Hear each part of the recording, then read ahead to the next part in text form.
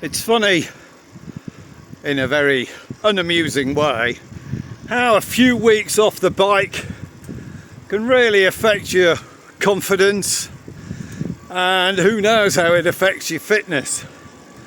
So it's about 6 weeks, end of May, since I did the Tuscany Trail. I'm pretty much, the last ride I did was nearly 340 kilometres.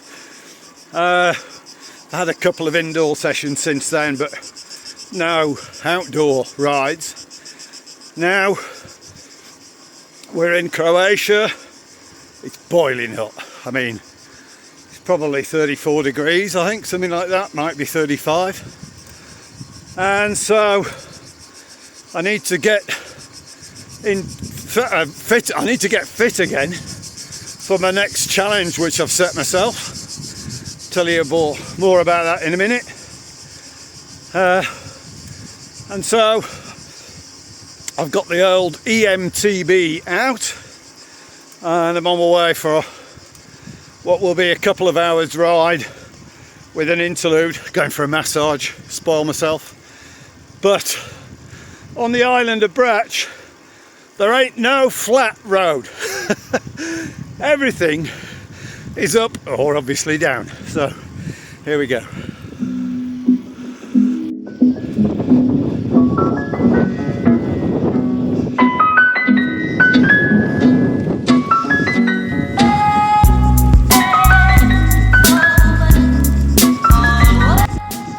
If you're not familiar with the island of Brač, it's a large island just across the channel from Split. This is a little village called Bobovice. Absolutely idyllic, apart from the hills. I've tried to ride to heart rate, and I wouldn't exactly say that I'm doing some reps, but I'm trying to mix it up a bit, just really because this is my first ride out. And you can see that even on the e-bike, it's not difficult to get your heart rate up if you're using the power properly.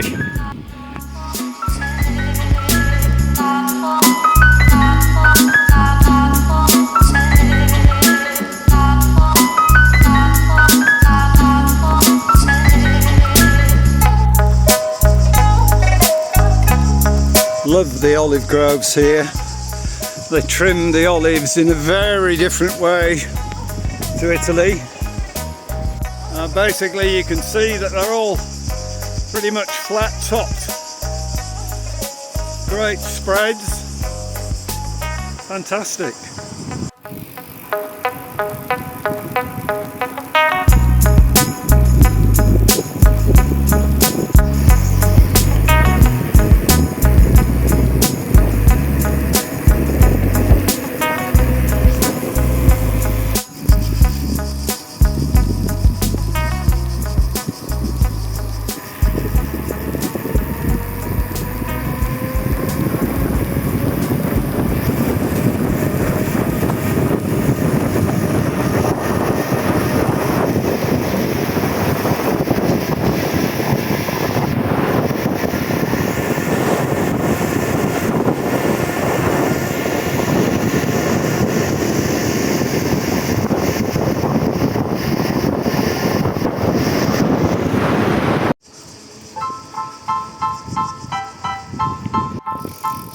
So that there is the mainland, and that is the city of Split.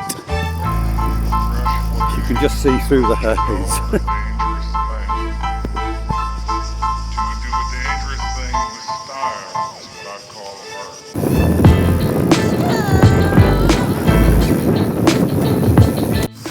I love e-bikes.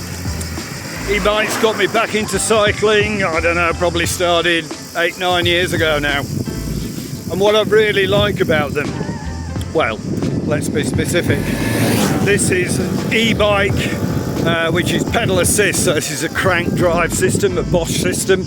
My bike's, as I've already said, about 7 or 8 years old. You don't pedal, you don't get no effort, so there's no throttle. So basically it's supplementing my pedalling effort whenever I want it.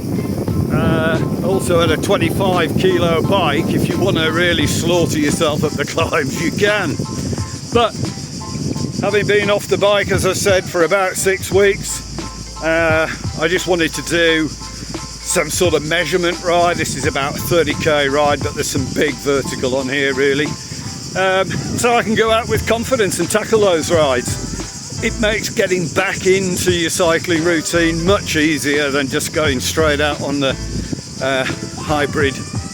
my highly expensive carbon bike. And so far so good. Loving it.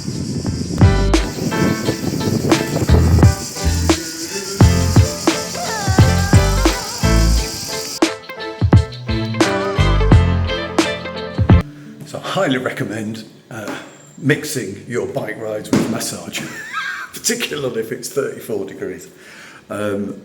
Really looking forward to this. It's my weekly treat whilst we're on holiday, so forgive me for that. I won't show you the rest of the what's going to happen in a few minutes. That's it then. Massage done. Very nice, 90 minutes. Fantastic. Best masseuse in the world, honestly. Riding back home. I mean, it's got super hot since I was in there, since I arrived. It really feels like the temperature's lifted it. When I arrived, there's a bit of high cloud, and now it's full sun. Ooh, here we go.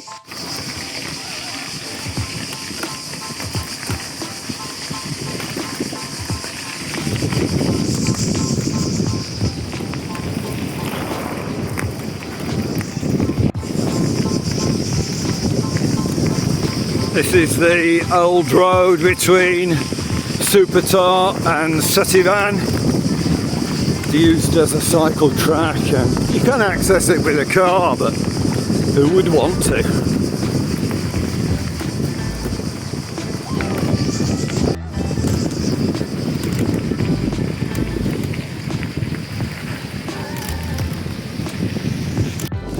So if you're not used to cycling in hot weather,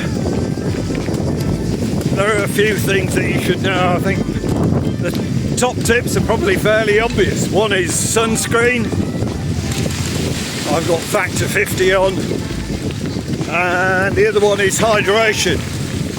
So I'm out for probably a 45-minute leg, and the way here I consumed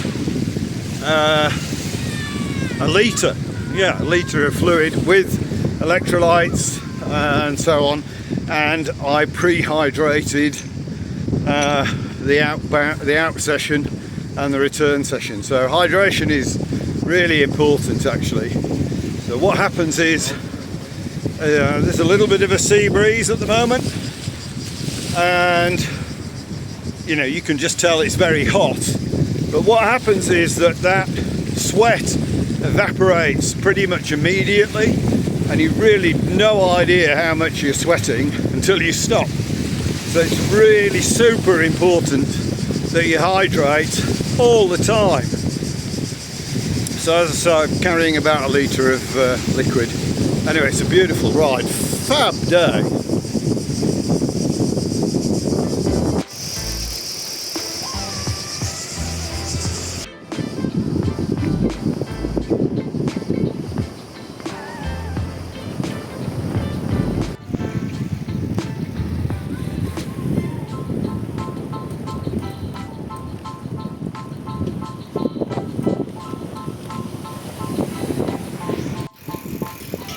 The old port of Sutivan.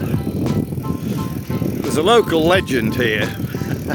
I can't verify it, but Boris Johnson came for a holiday here quite a few years ago, many years ago apparently, and he was out and about on the local bicycles, and some people will tell you that it is Sutivan that gave him the idea for Boris bikes. I've no idea whether that's true or not. And then look at this bougainvillea here. Stunning, stunning plant.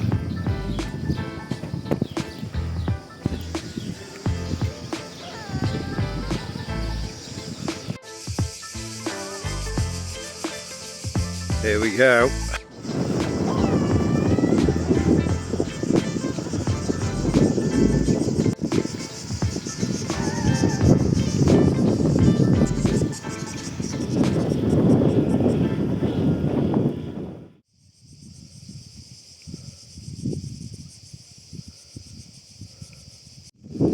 So, quick hydration stop just above Bobovice, and to tell you about my next project. So in about 3 months time, October, end of October, I turned 64, so I've come up with this idea.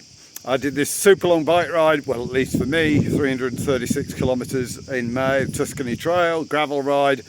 So I had to think of something else to get me motivated again. So I've come up with 640 kilometres to be cycled in 64 hours. I've come up with a route which plans out, according to Komoot, at 647 kilometres. Starts in a place called Sesto or Sexton, depending upon your preference. That's right on the Austrian border, Italy-Austrian border, northern Dolomites, down to a place called Bressanone, then heading south along the Alto Adige, what is the bottom end of the Brenner Pass, straight across the Po Valley, over the Apennines and into Umbria.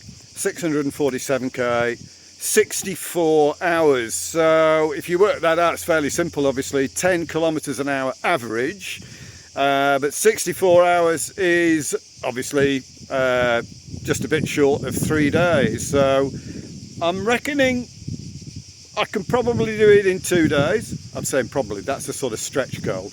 And there's about 12 hours of daylight, so that gives me 24 hours in which to do the cycling if I want to do it in 2 days. Anyway, that's in the detail. So I've booked the hotels. I'm going first week of October, so I'll probably be setting off, I think, about on the 4th of October, something like that. And looking forward to that. Something just landed on me then. Anyway, I've got to finish this ride first, so about another 12 kilometres to go.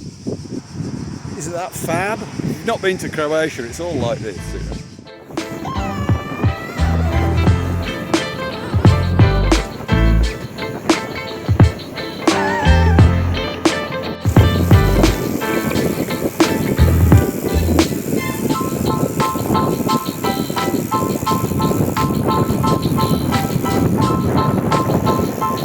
Of course, the beauty of the climbs is the reward of the downhills, and this slope down into Milna is just fantastic. Unfortunately, I need both hands on the bar to do it though.